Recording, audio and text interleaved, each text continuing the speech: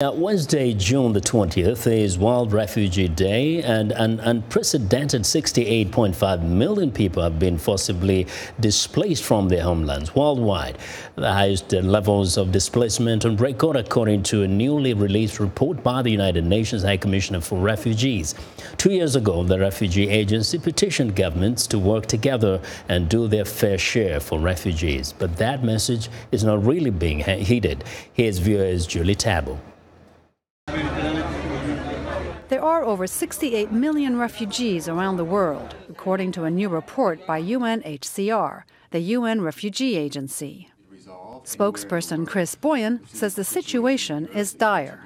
There's a person forcibly displaced now every 2 seconds. These are people that are fleeing not by choice, but because they have no choice but to flee if they want to stay alive. Boyan says driving the worldwide exodus: war, conflict, and persecution. We've seen new conflicts arise in countries and regions around the world that didn't exist before, but that are driving displacement of human beings in very large numbers now. Boyan says no one chooses to become a refugee. And refugees are human beings, just like you and me, who have found themselves in extremely unfortunate circumstances.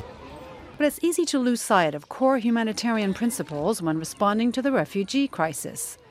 Eskinder Nagash, president and CEO of the U.S. Committee for Refugees, says governments often treat the refugee crisis as a national security issue rather than a humanitarian one. They don't see them as another human being. They just see them as a burden to society. The governments are actually fearing refugees.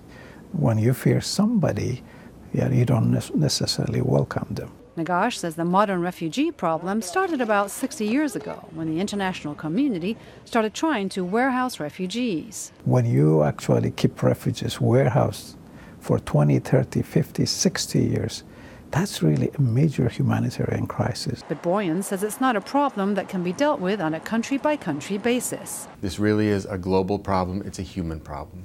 And we advocate for all countries to work together to find workable, collective solutions to this collective problem. Spain recently provided a good example of collective problem solving. The response that Spain showed over the past week in accepting that ship that was on the high seas full of very, very desperate people was an example of humanity, of compassion, and of the right thing to do. It's important to be methodical, and it is important to keep those core principles at the front of our minds in terms of how we want our world to be today, how we want it to look tomorrow, for our children and grandchildren, what sort of values are important to us.